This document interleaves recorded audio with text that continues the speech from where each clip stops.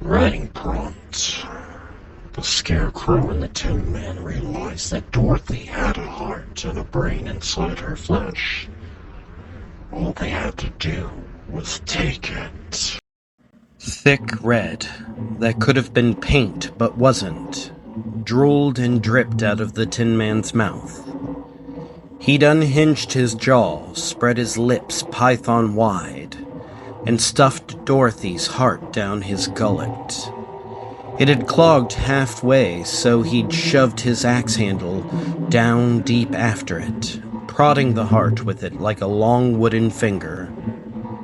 Eventually, with a soft clunk, it had landed in his chest. "How did it taste?" asked Scarecrow.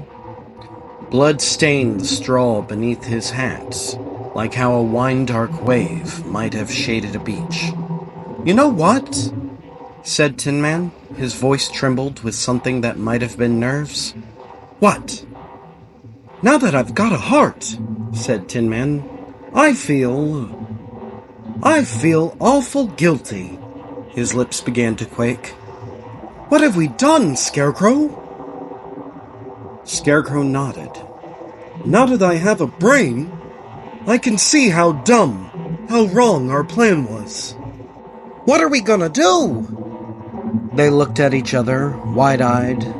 Then suddenly they began to laugh. Hands on knees, chests rocking.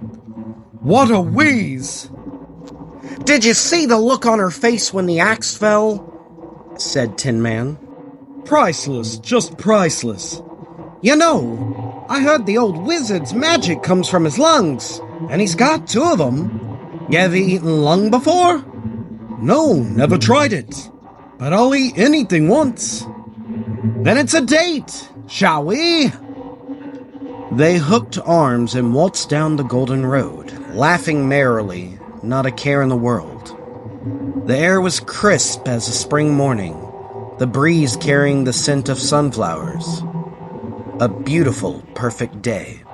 Behind them, however, thick globs of red splattered the yellow brick road.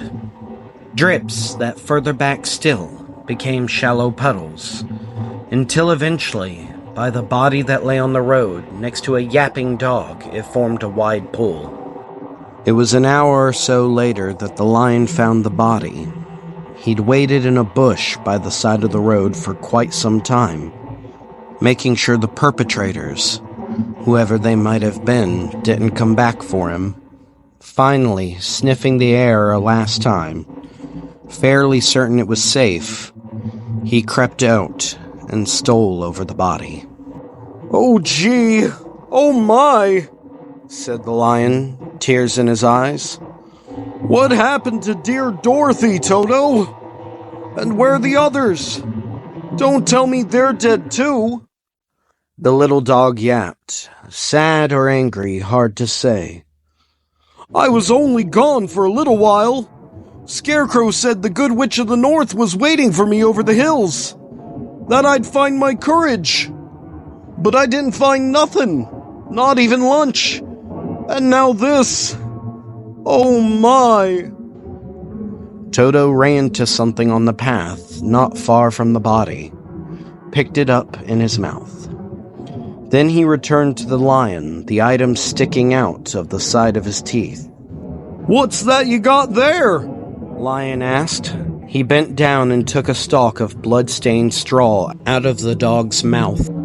He held it for a while, studied it carefully. "Why, it must have belonged to the Scarecrow."